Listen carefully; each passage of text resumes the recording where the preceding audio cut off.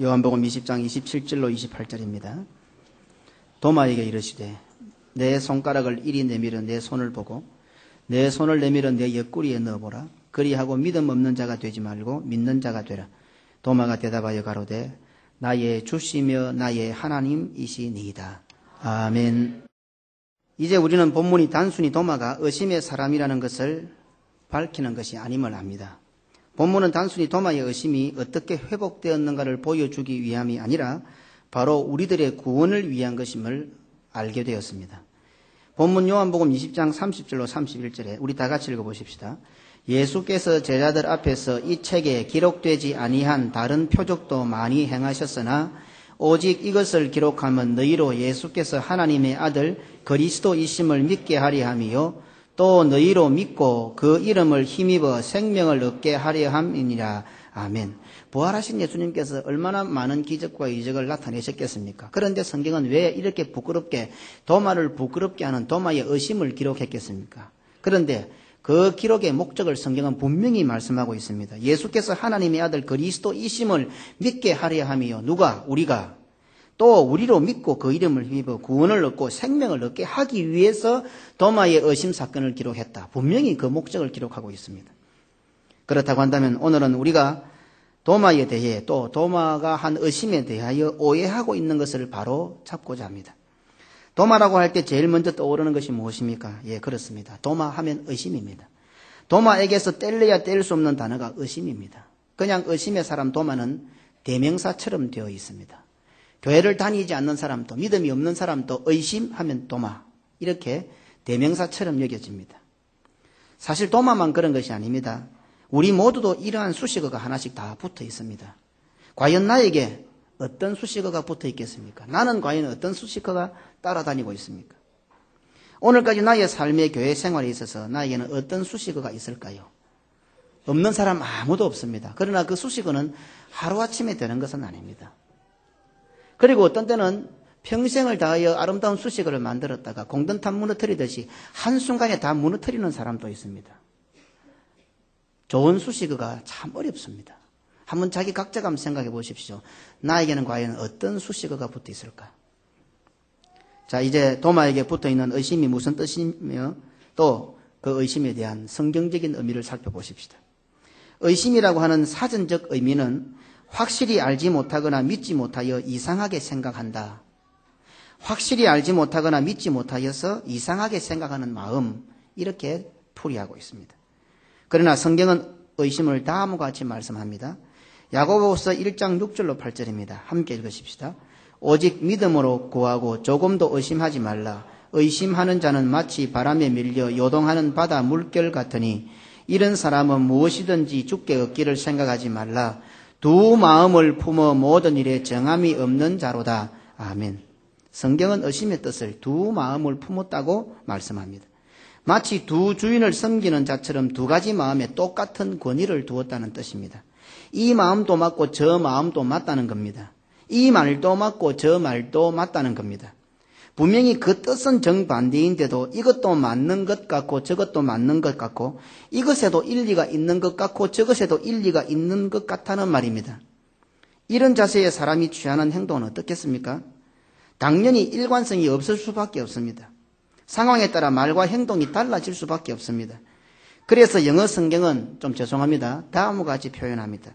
A double-minded man, 두 마음을 가진 사람은 unstable in all his ways, 그의 모든 길에서 흔들린다. 불안정하다. 변하기 쉽다. 움직이기가 쉽다. 침착하지가 않다. 이렇게 영어 성경은 표현하고 있습니다. 그러니 성경이 말씀하고 있는 의심이란 하나님께서 하신 약속에 대한 믿음과 자기 자신의 관점, 자기 관점에서 보는 마음, 이 두 마음을 다 인정하는 겁니다. 교회와 말씀과 신앙생활에 불평하며 의심하는 사람이 믿음이 없는 불신자라고 생각해서는 안 됩니다. 두 마음을 갖고 있기 때문에 자기 자신도 믿음과 또 자기가 행하는 행동, 말 이것이 혼돈을 일으킵니다. 그래서 자기 스스로도 자기 말과 행동이 믿음이라고 착각을 합니다. 어찌 보면 틀렸고 어찌 보면 맞는 것 같아서 주위의 사람에게도 불신의 모습은 보여지지 않습니다. 믿음의 은행 같아 보입니다. 그러니 교회 내에서 일어나는 문제들이 말이 많아지고 분분해지는 이유가 당사자나 주변에 있는 사람들이 이 두 마음을 같은 선상에 두고 동일하게 인정하여 갈팡질팡 목표를 잃어버리기 때문입니다.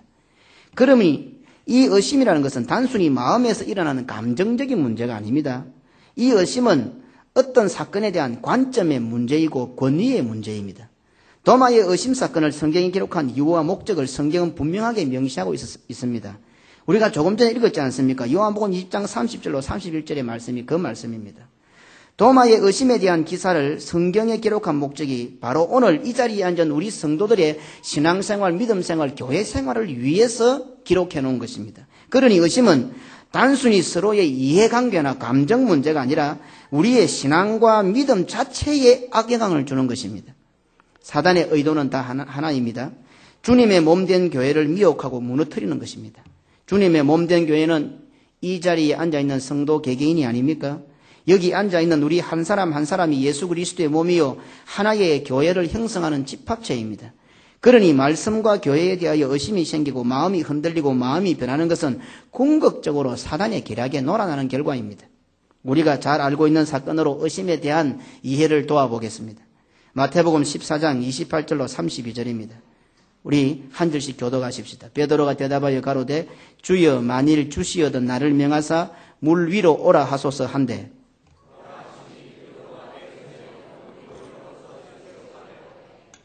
바람을 보고 무서워 빠져가는지라 소리 질러 가로되 주여 나를 구원하소서 하니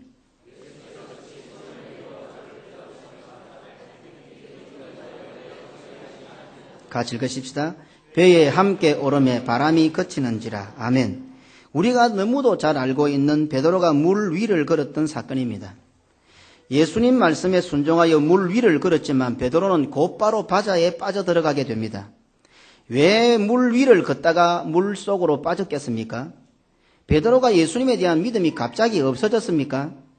베드로는 분명히 예수님의 말씀을 믿었고 그 믿음으로 바다 위를 걸었습니다. 그런데 베드로가 순간적으로 바다에 빠져들게 되었습니다.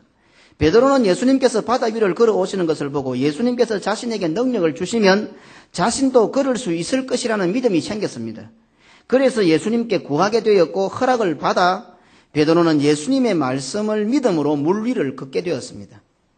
그런데 그 순간 그의 마음속에는 방금까지 믿었던 예수님의 말씀을 믿는 마음이 아닌 평상시 자기가 가지고 있던 마음이 살아났습니다. 그러므로 베드로는 그 순간에 예수님의 말씀에 순종하여 물 위를 걸을 수 있다는 마음과 사람은 물 위를 걸을 수 없다는 일반적인 마음이 공존하게 되었습니다. 예수님의 말씀에 순종하면 물 위를 걸을 수 있다는 이 마음, 그리고 사람은 절대로 물 위를 걸을 수 없다는 이 마음, 두 마음이 함께 그의 마음에 있게 된 겁니다. 두 마음이 같은 권위를 가지게 되는 순간에 베드로는 물속으로 빠지게 되었습니다. 베드로는 예수님에 대한 믿음도 있지요. 사람은 물 위를 걸을 수 없다는 그 말도 맞지요. 그런데 이 마음 두 개가 같이 있으니까 물속으로 빠져버려요. 결과는. 베드로가 생각할 때, 우리가 볼 때 베드로가 믿음이 없는 사람입니까? 자기 자신은 믿음이 없다고 생각하겠습니까?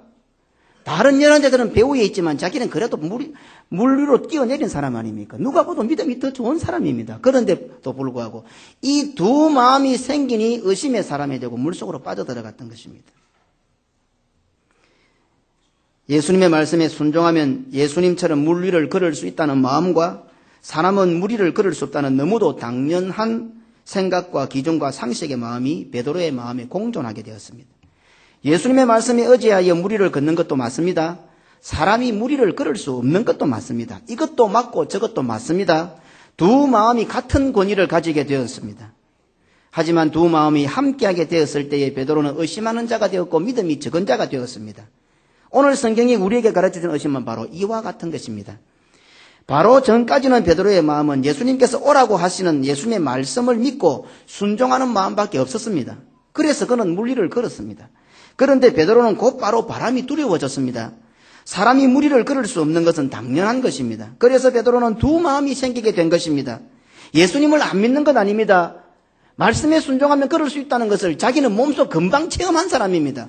1년 전에 체험한 것도 아니고 10년 전에 체험한 것도 아니고 바로 전에 자기는 물 위를 걸은 사람입니다. 그러니 예수님의 말씀을 믿고 나아가면 걸을 수 있다는 것도 압니다. 믿습니다. 그런데 물에 빠져들어갔습니다. 믿음이 없는 의심하는 자가 되었습니다. 우리들의 신앙생활에 매우 중요한 교훈입니다. 안 믿는다는 것이 아닙니다. 순종하지 않겠다는 것이 아닙니다. 사랑하지 않는다는 것이 아닙니다. 헌신하지 않는 것 아닙니다. 믿습니다. 믿되 잘 믿습니다. 순종합니다. 잘 순종합니다. 자기의 이해타산을 떠나서 다 잘 순종합니다. 그리고 남보다 더 많이 사랑하고 더 많이 헌신, 충성, 봉사합니다. 그러면서도 또 다른 생각을 가지게 되고 다른 마음을 가지게 된다는 겁니다. 문제는 그러면서도 자기 스스로도 옆에서 보는 사람도 그 사람이 의심한다고 생각을 하지 않는다는 겁니다. 왜요? 믿음이 있으니까. 내가 사랑하니까, 내가 헌신하고 봉사하고 충성하니까, 교회 와서 예배를 드리고 있으니까 나는 의심한다라고 생각 안 한다는 겁니다. 여기에 매우 중요한 맹점이 있습니다. 그래서 자신도 주변의 사람들도 문제를 바로 보지 못하고 흔들리고 있는 것입니다. 흔들리고 물에 빠져들어가면서도 내가 믿음이 없어서 그런 거 아닌데 라고 스스로 착각을 합니다. 절대로 자신이 틀렸다고 생각할 수 못합니다. 자기가 맞다고 생각합니다. 다른 사람이 다 틀린 거예요. 그러면서 자기는 물에 빠져들어가고 있습니다. 그때 예수님께서는 베드로를 잡으시면서 다음과 같이 말씀하셨습니다. 믿음이 적은 자여 왜 의심하였느냐. 우리는 이 사건에 대해 대부분 다음과 같이 말합니다. 베드로가 예수님의 말씀을 믿지 못하고 파도에 대한 두려움에 믿음이 흔들렸다고 말입니다. 그렇게 되면 어떻게 됩니까? 당연히 이런 표현을 들게 됩니다. 믿음을 키우자. 예수님의 말씀을 믿어야 해. 주여 믿습니다. 그냥 막 구호를 외치듯이 주여 믿습니다. 주여 믿습니다. 주여 믿습니다. 강조를 하게 되는 겁니다. 그런데 그렇게 하고 나면 어떻게 됩니까? 다시는 의심하지 않습니까? 우리 교회가 부흥회를 하고 또 수양회를 하고 올해도 어쩌면 전교인 수양회를 할지 모르게 되는데 가면 또 집회를 하고 기도를 하면서 주여 믿습니다. 주여 믿습니다. 합니다. 그러면 어떻습니까? 다시는 의심 안 합니까? 내가 기도했던 그 부분에 절대로 의심 안 합니까? 또 의심합니다. 기도하고 결단하고 다짐하여 믿음이 좋아진 것 같은데 언제 그랬느냐는 듯이 똑같은 의심이 반복되고 전보다 더 작은 일에도 이제는 낙심하게 됩니다. 그러니 의심이라는 것은 단순히 어떤 결심이나 감정의 부분이 아닙니다. 의심은 권위와 관점의 문제입니다. 믿음도 마찬가지입니다. 권위와 관점의 문제입니다. 믿음을 키우자가 아니라 자기 중심적으로 바다를 보고 파도를 보는 것을 회개하고 죽여야 한다는 말입니다. 바다와 파도를 바라보는 시각, 관점, 기준 등 이 모든 것을 주님의 관점으로 바꾸어야 합니다. 내 믿음을 키우자, 내 믿음을 깊게 하자 이게 아니고 내가 내 관점으로 바라보는 파도, 내 관점으로 바라보는 바다, 바람 이런 것을 주님의 관점으로 완전히 바꾸어야 한다 이 말입니다. 우리가 상식적으로 기본적으로 가지고 있는 바람을 보고 바다를 보고 파도를 보는 그 관점 그것을 죽이지 않으면 안 된다 말입니다. 조그마한 파도가 오면 조그마한 믿음이 있으면 되고 큰 파도가 오면 큰 믿음이 있어야 합니까?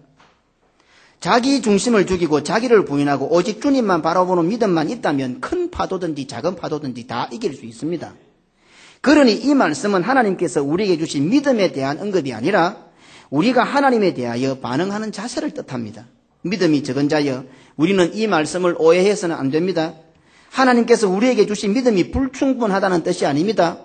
하나님께서 우리에게 주신 믿음은 완벽하고 완전합니다. 여기에 대해서도 다음에 제가 한번 설교를 할 것입니다. 믿음에 대한 말씀에 대한 우리의 자세, 우리의 관점을 지적하고 있는 말씀입니다. 믿음에 대한 말씀에 대한 자기 중심적인 기분과 감정과 경험과 지식과 기준에 대하여 주님은 지적하고 있는 것입니다. 자신이 알고 있는 상식이나 자신이 알고 있는 기준, 경험을 예수님의 말씀과 같은 수준으로 놓고 본 것을 지적하고 있는 예수님의 말씀입니다. 그래서 의심은 불신앙과 같은 것입니다. 우리 속에 성령의 소욕과 육체의 소욕이 공존하여 충돌을 일으켜서 하나님의 뜻대로 못하게 하듯이 우리의 믿음 가운데 이러한 불신앙의 요소가 침투하고 작용하고 의심하게 한다는 말씀입니다. 문제는 불신앙의 요소들이 택도 없는 말이 아니라 아주 이성적이고 아주 과학적이고 아주 이론적이고 아주 타당성이 있고 매우 당연하다는 데 있습니다. 갈라디아서 5장 17절에 육체의 소욕은 성령을 거스리고 성령의 소욕은 육체를 거스리나니 이 둘이 서로 대적하므로 너희의 원하는 것을 하지 못하게 하려 함이니라. 아멘. 의심은 아예 육체의 소욕대로 사는 사람들이 하는 것이 아닙니다. 육체의 소욕과 성령의 소욕이 공존하는 사람들, 성도들이 이 자리에 앉은 우리들이 하는 것이 의심입니다. 우리들이 너무도 잘하는 것이 의심입니다. 확신 있게 대답을 해보십시오. 예수님을 나의 구주로 믿습니까? 성경이 하나님의 말씀임을 확신하십니까? 교회가 그리스도의 몸인 것을 믿습니까? 예수 그리스도를 믿어 구원에 이르고 영원한 생명과 천국이 보장되어 있음을 믿습니까? 이런 믿음이 있는 우리들이 의심을 하게 되고 그로 인하여 물속으로 빠져들 수 있다는 경고의 말씀입니다. 믿음 없는 사람들은요, 물 위를 걸을 생각 아예 안 합니다. 예수 안 믿는 사람들은 예수님의 말씀을 의지하여 물 위에 걷고 싶은 생각 자체가 없습니다. 예수 그리스도를 믿어 부활에 참여하지 않은 사람은 하늘을 난다는 생각 자체를 안 하고 못합니다. 예수 믿는 사람만 명령에 의지하여 믿음으로 바다 위를 걷고 하늘을 날 것이라 라고 생각하지, 예수 안 믿는 사람은 의심 자체가 없습니다. 믿음이 매우 좋고 믿음이 매우 커 보이고 믿음이 매우 깊은 사람을 종종 볼 수 있습니다. 그런데 그런 사람이 자기 주장이 강하고 고집이 세고 교회 생활에 덕을 세우지 못하는 경우가 허다히 많습니다. 아니, 그 정도의 선에서 머물지 않고 하나님의 구원 역사를 가로막는 데까지 발전합니다. 사실은 믿음 없는 거죠. 목사가 되고 장로가 되고 중직자가 되어 분명히 믿음이 있는 것 같아 보이는데 불신자보다 더 못한 경우를 간간히 발견하게 됩니다. 그럴 때 우리는 혼돈에 빠져듭니다. 어떻게 중직자가 믿음이 좋은 자가 저런 행동을 할 수 있을까라고 하는 혼돈입니다. 중직자들이 하는 실망스러운 행동에 초신자들이나 교회 나온 지 얼마 안 되는 성도들은 자신의 연약한 믿음과 신앙과 교회 생활에 혼돈이 생기게 됩니다. 이런 경우에 발생하는 또 다른 혼돈은 중직자들이 혹은 신앙이 좋고 교회를 오래 다녔고 기도 많이 한다는 사람들이 저런 행동을 하는 것을 보면 분명히 어떤 이유나 문제가 있을 것이라고 하는 일반적인 생각이나 견해입니다. 목사도 불신의 행동을 할 수가 있습니다. 장로나 집사나 권사, 성도, 믿음 좋은 사람도 불신앙의 언행을 할 수 있습니다. 우리는 이 부분에 대해서 너무도 많이 살펴보았습니다. 여호와의 사심을 가리켜 내가 맹세한다. 엘리야와 엘리사의 뒤를 이어 이스라엘 선지자가 될 영번 순위에 있었던 게하시가 한 말입니다. 하지만 그 결과 자신과 자녀들은 문둥병자가 되었습니다. 이스라엘 왕은 여호와의 이름을 걸고 하나님의 사람 엘리사의 목을 치려고 했습니다. 도마 역시 자기 나름대로의 신앙을 가지고 내 손을 못자국에 옆구리에 넣어보지 않고서는 믿지 아니하겠노라고 다짐에 다짐을 합니다. 의외로 우리들은 믿음이 크고 작은 것에 집중하고 믿음이 얕다 깊다에 목을 맵니다. 믿음이 크면 구원을 크게 받고 믿음이 적으면 구원을 적게 받습니까? 우리가 받은 구원에 부끄러운 구원이 있습니까? 예수님을 크게 믿고 깊게 믿으면 바다 위를 걸을 수 있고 예수님을 적게 믿고 얕게 믿으면 바다 위를 걸을 수 없습니까? 예수님의 말씀을 믿느냐 안 믿느냐의 문제입니다. 혹 예수님의 말씀만 믿느냐 아니면 자신이 알고 있는 상식이나 지식이나 경험이나 체험이나 기준들과 같은 선상에 놓고 예수님을 믿느냐 이 관점이란 말입니다. 우리 다 믿습니다. 믿는데 무엇인가 하면 자기의 경험과 자기의 기준과 자기의 생각과 자기의 기준을 가지고 동일한 선상에서 믿음을 가진단 말입니다. 그것은 의심하는 겁니다. 그러고 보면 우리는 다 의심하는 사람 같지요. 예, 그것을 발견해야 합니다. 자기가 믿음이 좋다고 착각해서 안 됩니다. 우리는 이 세상을 살면서요, 사람은 무리를 걸을 수 없다는 것 다 인정하고 삽니다. 주님이 주시는 믿음을 가지면 나는 무리를 걸을 수 있습니다. 그 믿음도 가지고 있습니다. 그 믿음을 가지고 있으니 나는 믿음 좋다고 생각합니다. 그런데 한쪽 편에서는 사람은 무리를 걸을 수 없다는 그것도 인정합니다. 그것은 의심입니다. 영 다른 게 아니란 말입니다. 말도 안 되는 것을 따라가는 것 아닙니다. 교회 안에서 일어난 의심의 부분, 교회를 혼돈시키는 부분들은 아주 지당한 말 같단 말입니다. 그러니 우리가 쉽게 기준으로 삼는 믿음이 크다, 적다, 깊다, 얕다라는 이건 역시 결국엔 우리의 관점이요, 우리의 입장이 됩니다. 그러니 도마가 의심한 것도 도마가 믿음이 없다 해서 예수님께서 나타나 보여주시니 믿었다라고 간다면 도마가 나의 주, 나의 하나님이라고 한 이 말은 무슨 뜻이 되겠습니까? 단지 부활하신 주님을 보더니 이제야 믿게 되었구나. 이거 이상의 의미가 없습니다. 그렇지 않습니까? 그리고 도마는 앞으로도 어떤 문제가 생기면 그때마다 계속해서 의심하게 될 것이 분명하며 또 의심할 때마다 주님께서 나타나셔야 한다는 결론에 도달하게 됩니다. 하지만 오늘 설교의 제목이 되는 도마의 고백은 결코 그런 뜻이 아닙니다. 도마는 나의 주, 나의 하나님이라는 고백을 하게 됩니다. 이것은 성경 전체, 신약 성경 전체를 통틀어서 가장 엄청난 고백입니다. 도마는 예수님을 향하여 나의 주, 나의 하나님이라고 고백합니다. 이것은 요한복음에 시작되는 말씀과 동일한 신앙 고백이요, 동일한 선언이요, 동일한 결단입니다. 요한복음 1장 1절 같이 읽으십시다. 태초에 말씀이 계시니라. 이 말씀이 하나님과 함께 계셨으니 이 말씀은 곧 하나님이시니라. 이 말씀은 예수 그리스도시요. 요한복음이 딱 포문을 열면서 이렇게 말합니다. 태초에 말씀이 계시니라. 태초에 예수 그리스도가 계시니라. 이 예수 그리스도는 하나님과 함께 계셨고 이 예수 그리스도는 곧 하나님이라. 요한복음 첫 마디에 포문을 연 것이 바로 이 말씀입니다. 그런데 이 말씀을, 이 위대한 고백을 도마가고 있단 말입니다. 주님은 나의 하나님이십니다. 그냥 내가 믿음이 없어서 의심하다가 부활하신 주님 보니까 그냥 그것을 믿게 되었다. 이 정도 차원이 아니란 말입니다. 그러니 도마가 이렇게 고백할 수 있었다는 것은 도마의 의심의 결정적 요소가 되는 자기 중심적 관점, 자기의 생각을 부인하고 죽였다는 것을 뜻합니다. 마가복음 8장 34절에 무리와 제자를 불러 이르시되 아무든지 나를 따라오려거든 자기를 부인하고 자기 십자가를 지고 나를 쫓을 것이니라. 그러니 도마의 의심이 해결되었다는 말은 부활하신 주님을 보았으니 잘 믿겠다 하는 정도가 아닙니다. 우리도 그런 식으로 기도해서는 안 됩니다. 자신의 생각과 예수님의 가르침이라는 두 마음에서 자신의 생각을 죽이고 자신의 생각을 부인하고 자기의 기준과 자기의 경험과 자기의 방식을 부인하고 죽이고 예수님의 가르침만으로 한 마음을 가지는 것, 그것이 바로 의심을 해결하는 방법입니다. 도마는 자신의 이성과 합리적인 생각을 예수님의 가르침과 동일한 권위에 두고 있었는데 이제 전적으로 예수님의 가르침과 약속에 항복하고 철저히 자기 자신을 부인하고 죽였으므로 이러한 위대한 신앙 고백을 할 수가 있게 된 것입니다. 도마가 믿음이 없었다고 봅니까? 결코 그렇지 않습니다. 도마는 우리보다 믿음이 좋은 사람입니다. 도마는 예수님의 제자요 사도입니다. 예수님으로부터 3년 동안 특별하게 교육을 받은 사람입니다. 그리고 도마는 궁금할 때마다 예수님으로부터 확실한 대답을 도출해내었던 사람입니다.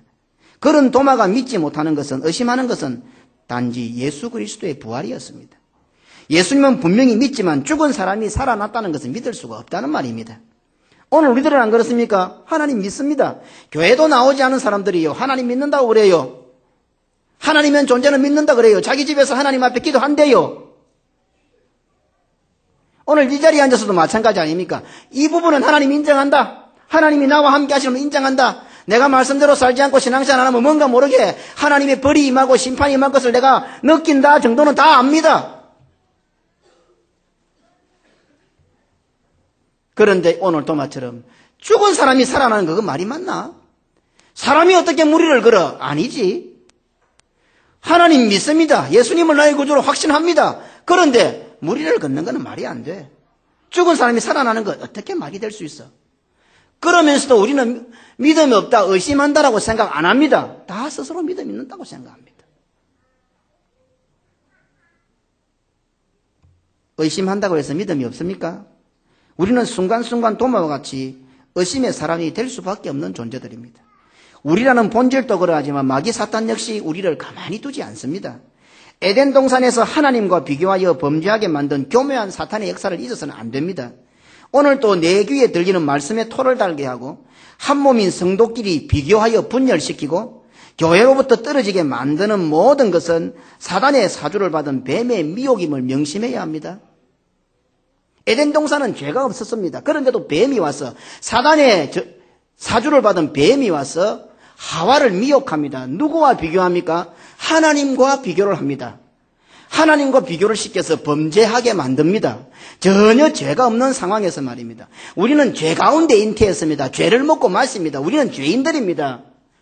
그렇다고 한다면 우리는 하와가 미혹당하고 하와가 흔들리고 하와가 혼돈하는 정도 차원이 아닙니다. 우리는 존재 자체가 늘 미혹당하고 늘 혼돈하고 늘 흔들릴 수밖에 없는 그런 존재들입니다.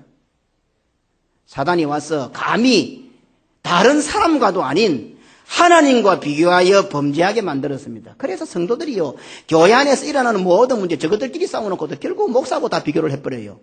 그게 에덴 동산의 속성이에요. 마귀의 속성입니다. 왜? 목사를 치고 넘기면 교회가 무너지거든요. 자기들끼리 마음에 안 맞아놓고 결론 와서 목사에게 다 이유를 답니다. 저는 어릴 적부터 뱃속에서부터 교회 다녔고 우리 아버지도 목사였고 저도 목사였고 앞으로 내 아들도 목사가 되려고 하는데 교회가 모르겠습니까? 여기서 악하면 앞으로 어떤 일이 벌어질지 다 압니다. 저는. 저 틀림없이 저래 싸우다가 다른 목사한테 다 올라오겠다.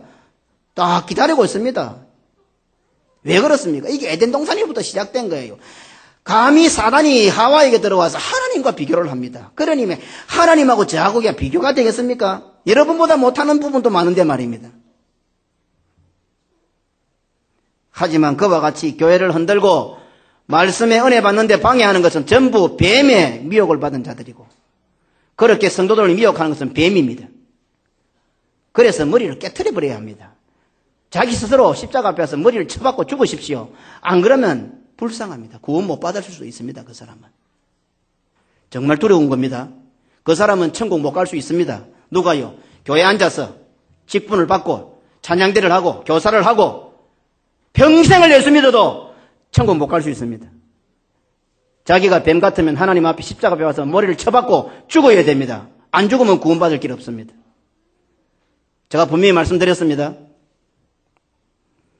사단의 저주를 받은 뱀은 말할 필요도 없고 미혹을 받은 자에게도 무서운 심판이 주어졌다는 것도 알아야 합니다. 뱀의 미혹을 받은 하와만 잘못된 것이 아니라 뱀만 잘못된 것이 아니라 미혹을 받은 하와도 아담도 전 인생도 심판을 받습니다. 그래서 미혹하는 자도 있어서는 안 되지만 미혹을 받는 사람은 밉단 말입니다. 이렇게 귀에다가 말씀을 들리는데도 조그마한 말만 있고 이 마이크를 통해서 이렇게 크게 말씀을 해도 말씀은 안 듣고 더 구석에 들어가서 소곤소곤거리는 말은 싹딱 다 넘어가고 누구 책임이요?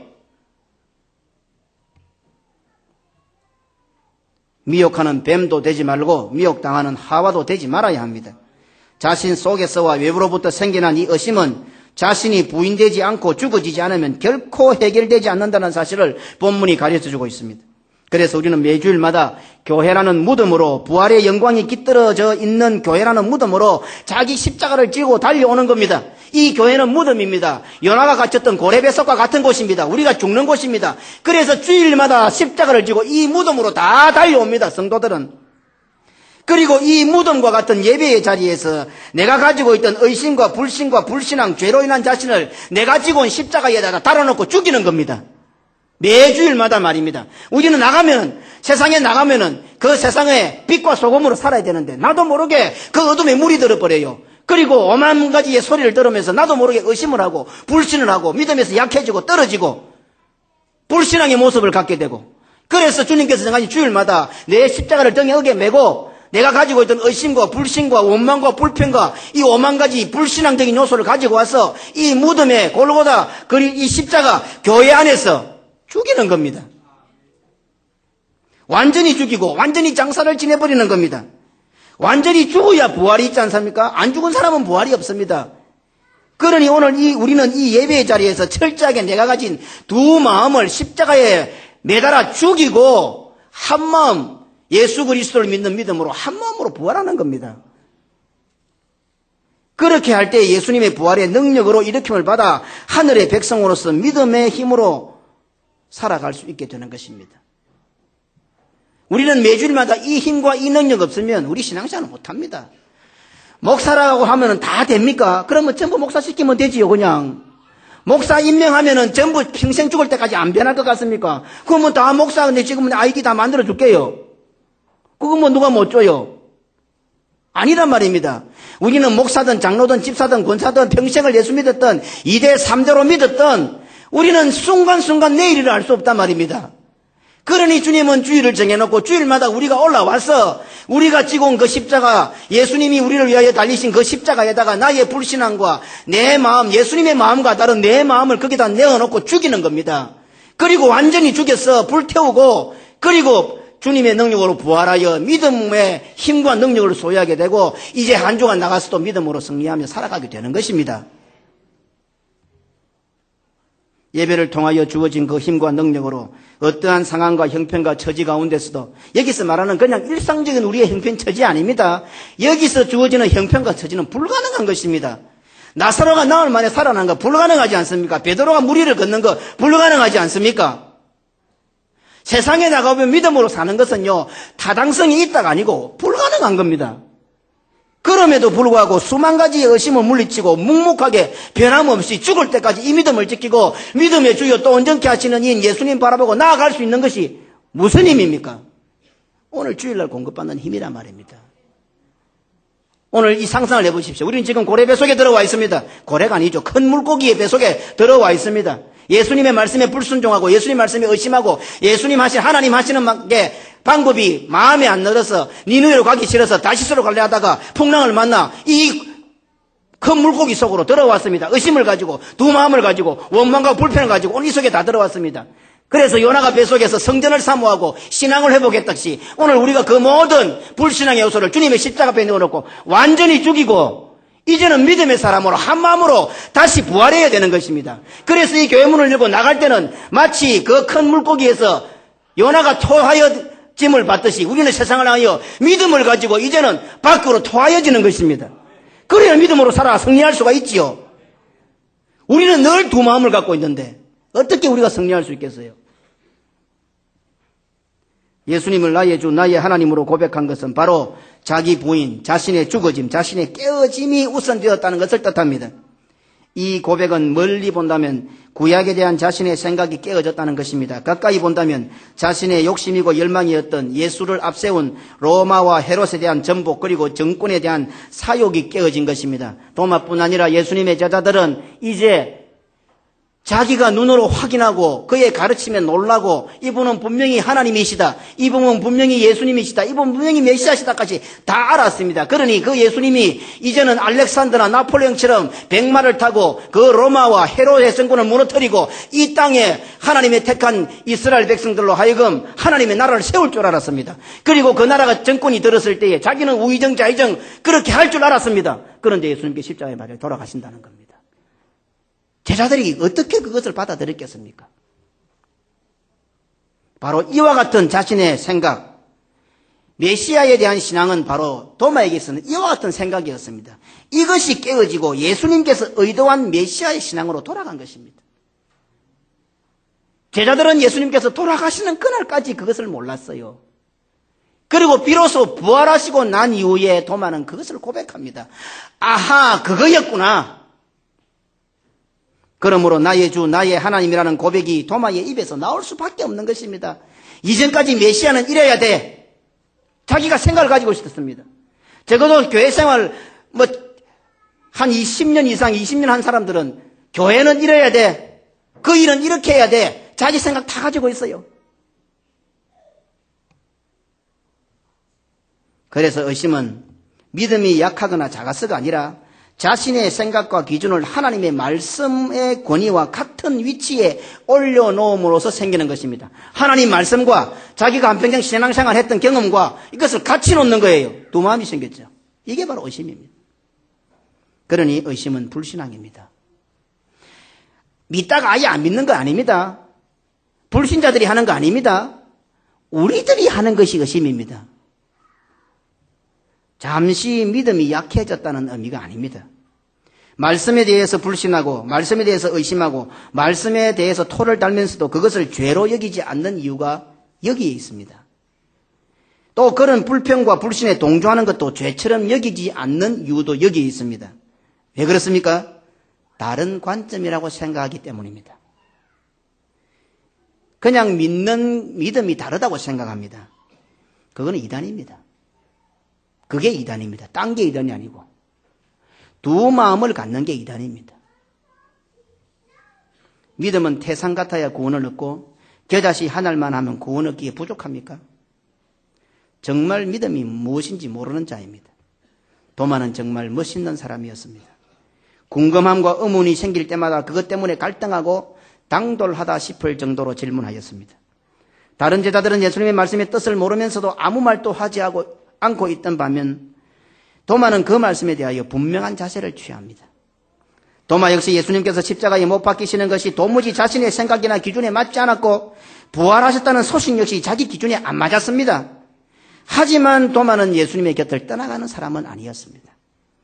오히려 조금 불순해 보이지만 예수님께 그대로 물었고 예수님으로부터 답을 얻고 가르침을 받았습니다. 오늘 이 자리에 앉는 임마누엘 선교교회 성도들이 물어야 할 곳은 어디입니까? 수많은 의심의 요소들이 생겨납니다. 교회 나온 지 얼마 안 되신 분들은 더 할 겁니다. 목사님 하는 말마다 다 살아가라는 세상살이하고는 안 맞는 것 같아요. 그럴 때마다 어떻게 해야 됩니까?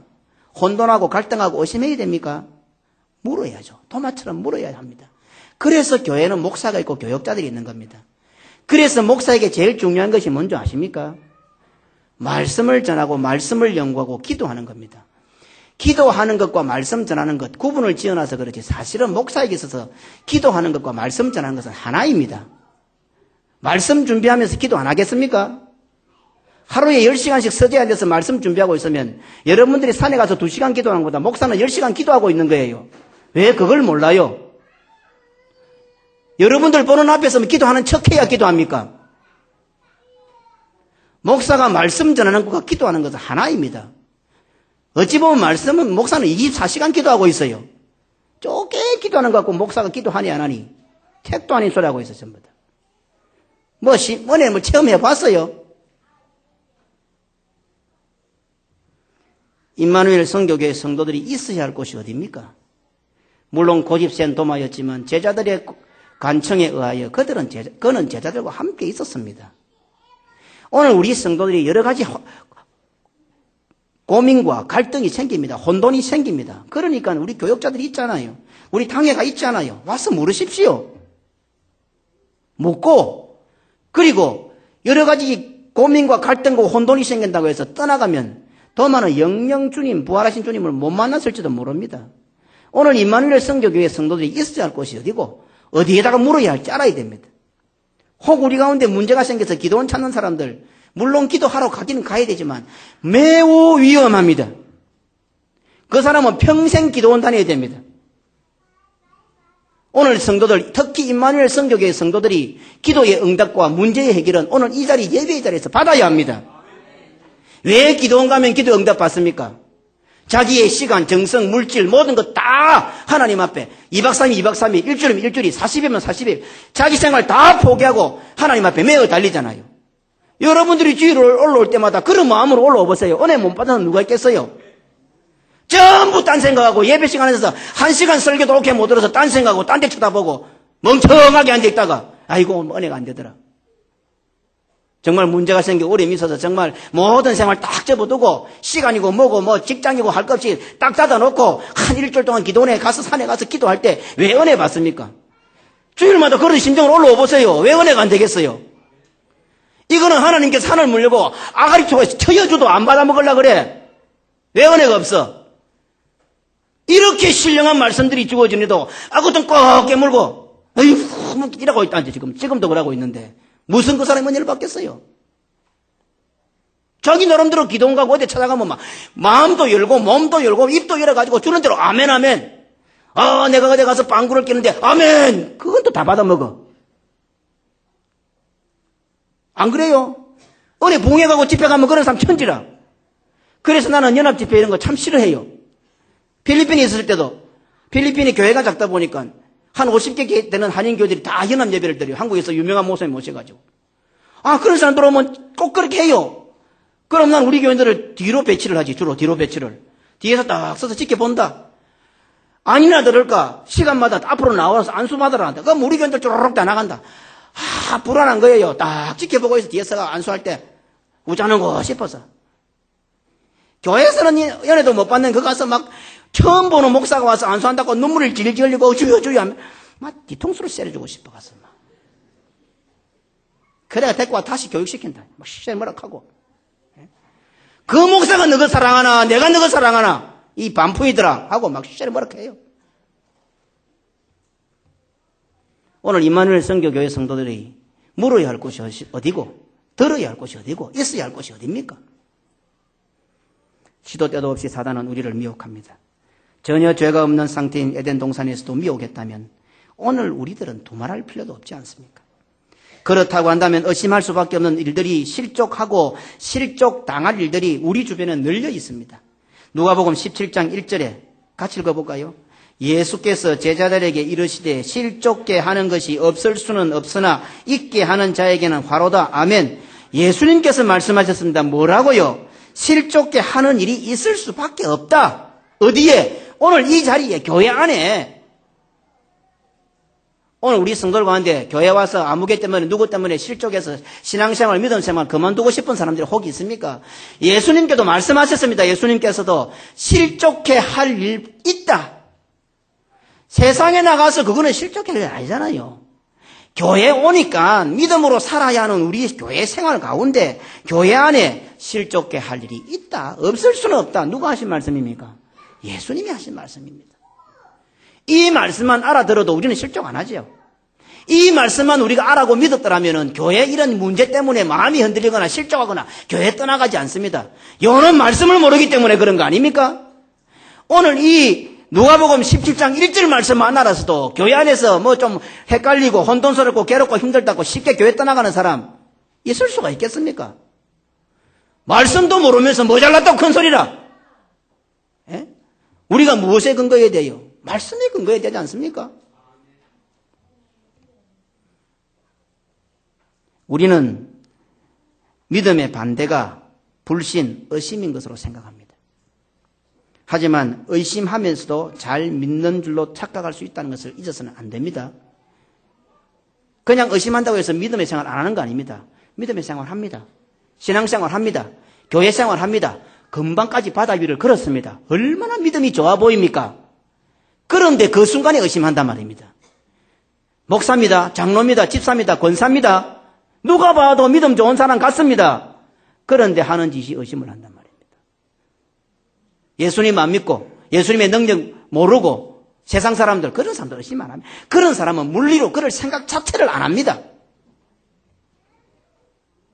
의심은 예수 믿는 성도들 우리들에게 일어나는 현상입니다.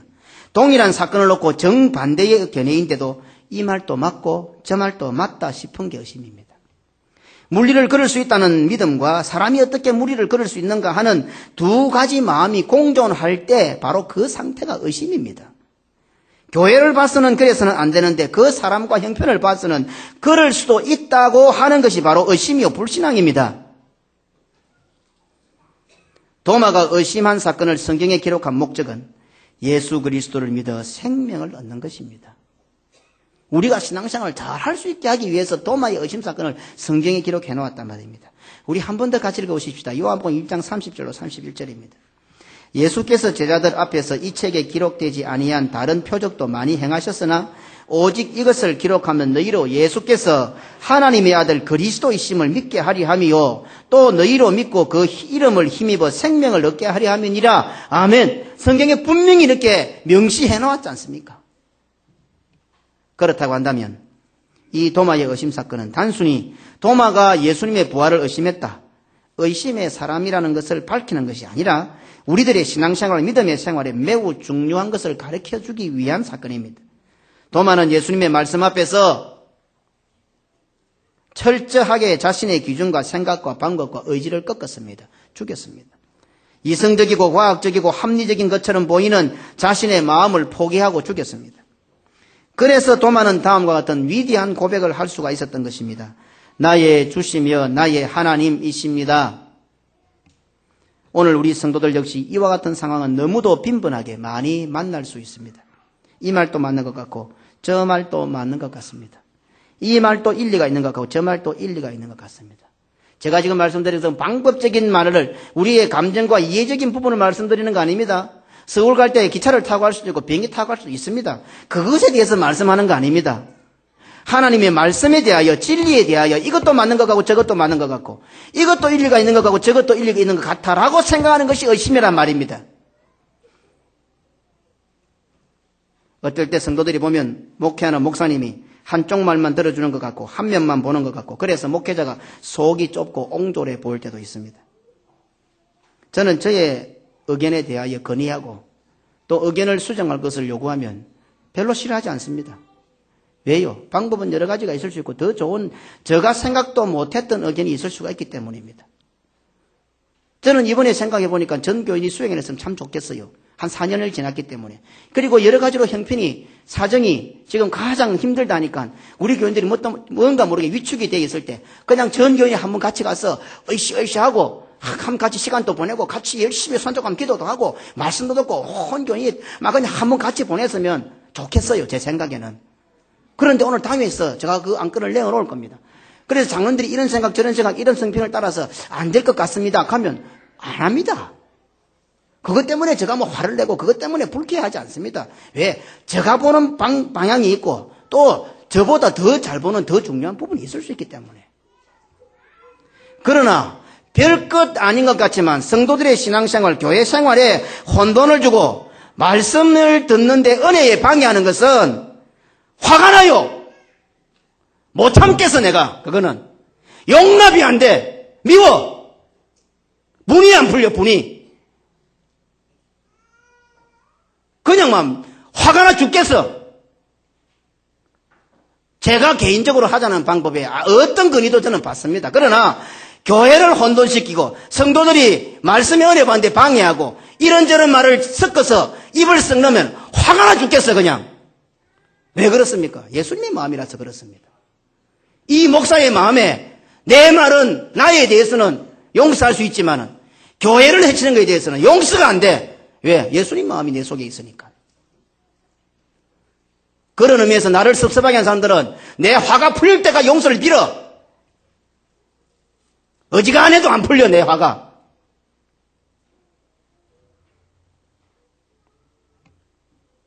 이와 같은 상황을 만났을 때 그와 같은 생각을 하는 어느 누구도 의심이라고 여기지 않는데 허점이 있습니다.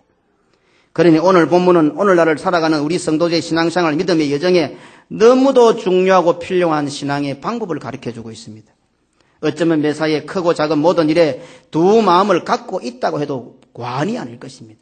저를 위해서 이 자리에 앉은 우리 모두는 항상 어떤 일을 할 때마다 분명히 교회 일을 하고 하나님의 뜻을 향해서 나아가고 믿음의 생활을 하는데도 불구하고 두 마음을 갖고 있단 말입니다. 그러니 우리는 어떻습니까? 의심하는 자들입니다. 바로 우리가 도마입니다. 그런데도 우리는 뭡니까? 죄로 여기지 않습니다. 도마 자기도 스스로 죄로 여기지 않았습니다. 내가 그 손바닥과 옆구리에 손을 넣어봐야 믿겠다. 자신 있게 이야기했습니다. 너그 제자들 너그 잘 믿지도 않고 잘 알지도 못하면서 믿는 척하고 아는 척하되 너그 말하는 거 못 믿겠다. 내 눈으로 봐야 확실히 믿겠다. 도마가 의심이라고 생각합니까? 의심이라고 생각하지 않습니다. 방법의 차이라고 생각합니다. 견해의 차이라고 생각합니다. 그러니 사단이 우리를 틈타기가 너무 쉽고 우리 같은 존재들을 넘어뜨리기가 너무 쉽습니다. 그냥 밥입니다. 사단이 우리를 겁낼 것 같아요. 우리는 못 이깁니다. 우리 속에 누가 계십니까? 성령님이 계시니까 그 성령님 때문에 사단이 앞을 못 와서 그렇지. 우리 속에 두 마음이 있으면 사단은 바로 넘어뜨려 버립니다.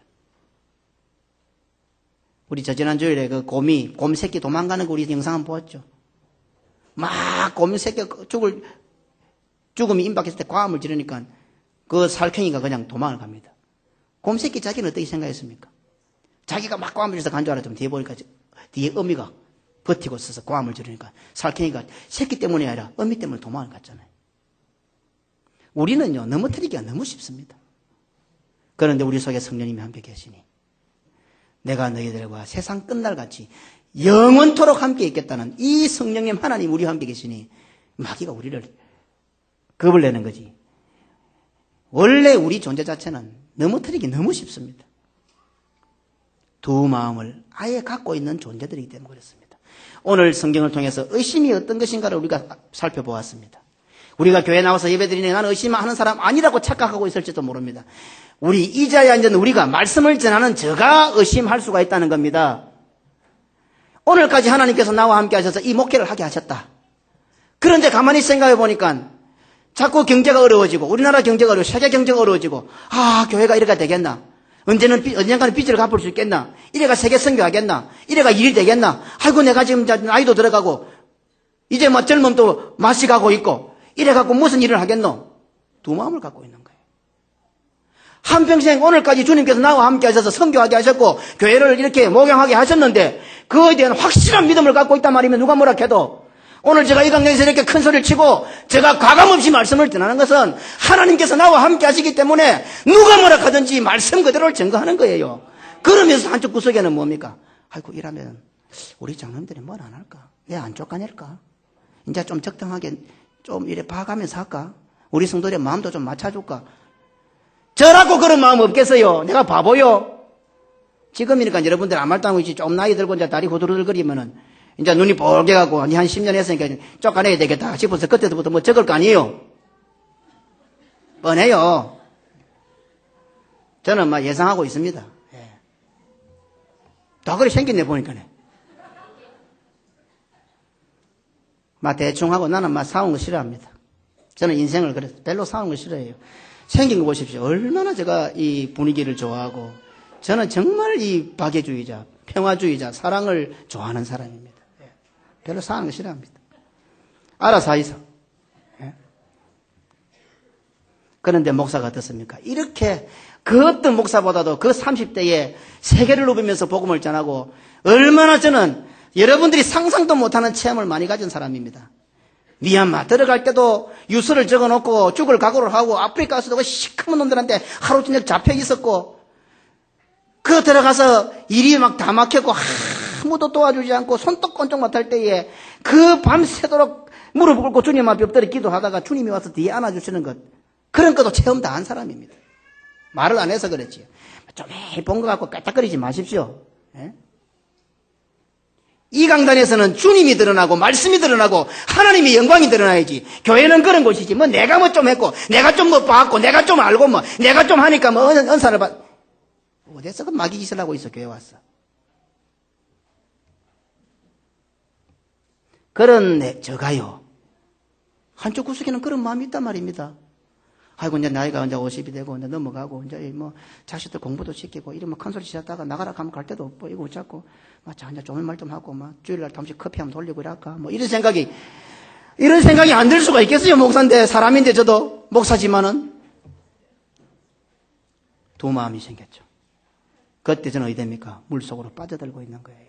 안 쉬운 문제입니다. 어렵습니다. 이게 쉬운 문제가 아닙니다. 아예 믿느냐 안 믿느냐는 쉽습니다. 그렇죠. 그러나 믿음 속에서 신앙과 교회 생활 속에서 일어난단 말입니다. 내 스스로도 나는 믿음 좋은 것 같아요. 내가 이제 목사가 된 지 벌써 20년이 됐는데 뭐 그건 모르겠어. 스스로 믿음 좋다고 착각합니다. 한쪽 구석에 다른 한 마음이 생겨서 의심하고 있으면서 말입니다. 그러므로 성도들은 주일마다 교회 와서 예배를 보고 저는 예배를 본다는 말을 아주 상스럽게 생각했습니다. 그런데 어찌 보면 예배를 보는 것 맞다고 봅니다. 예배를 봅니다. 눈으로 봅니다. 우리는 예배를 드린다 하잖아요. 그것도 틀린 것은 아니지만 어찌 보니까 예배를 본다는 말이 맞습니다. 왜? 우리가 이 자리에 참석해서 예배를 봅니다. 우리 눈으로 봅니다. 도마가 부활하신 예수 그리스도를 본 것처럼 우리가 이 눈을 가지고 그리스도의 몸인 교회를 봅니다. 예배를 보고 말씀을 듣습니다. 주의 음성을 듣습니다.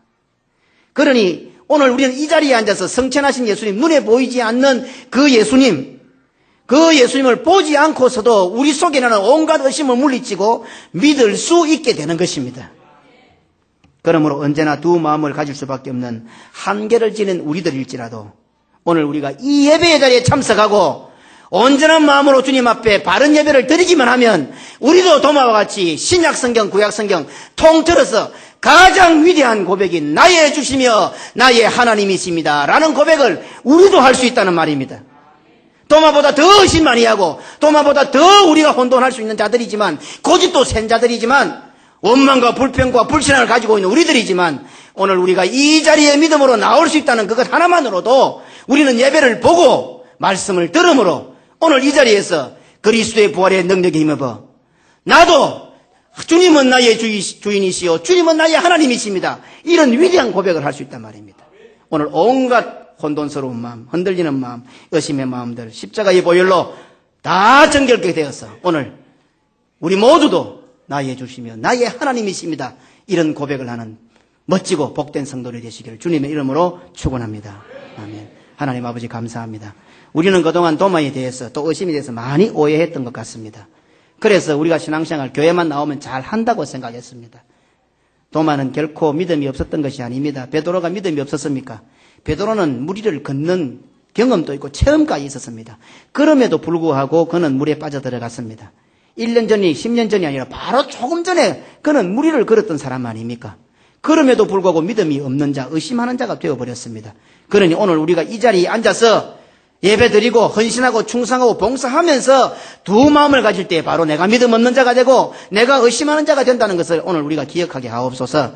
우리가 두 마음을 가질 때 사단이 얼마나 우리를 요리하기가 쉽겠습니까? 그러니 이 말도 맞고 저 말도 맞고 그것도 맞는 거고 저것도 틀린 것 같고 이렇게 해서 우리의 신앙은 날마다 갈팡질팡하는 것 같습니다. 하나님 이제 성령에 의지하게 하시고 내 속에 계시는 성령님의 강권하심의 은혜를 힘는 그만을 사모하는 우리 모든 성도들이 되게 하여 주옵소서. 오늘 또 우리 모두가 다 진심으로 주님을 바라보고 성령님께 기도하고 주님께 기도하여 주여 내 속에 있는 육체의 소욕을 거두어 가시고 성령의 소욕이 충만하여 하나님의 뜻을 이루고 나의 주시면 나의 하나님이십니다 라고 고백할 수 있는 우리 모두가 되게 하옵소서 라고 기도하는 우리 모두가 되게 하옵소서. 그래서 그 힘과 능력을 가지고 이제 이 교회의 문을 나서고 고기 배속을 나갈 때에 그 힘과 능력을 가지고 또 한 주간 또 승리하며 믿음으로 살아가는 우리 모든 성도들 되게 하여 주옵소서. 구주 예수님 이름으로 기도드리옵나이다. 아멘. 우리 주 예수 그리스도의 은혜와 아버지 하나님의 무한하신 사랑과 성령의 교통위로 축복인도 함께 하심이 언제나 우리 속에 공존하는 두 마음을 갖고 원망과 불평과 불신과 의심하는 마음을 갖고 주일마다 주님 앞에 나와 십자가에 그것을 죽이고 그리스도를 믿는 한 마음으로 부활하여 하나님께 주신 복되고 귀한 사명, 짧은 인생이지만 아름답게 이루어가고 이 신앙 자녀들에게 잘 개성하여 주님 오시는 그날까지 주의 뜻을 이루어 보겠노라고 다짐하고 결단하는 우리 모든 성도들 머리 위에 영원토록 함께 있을지어다. 아멘.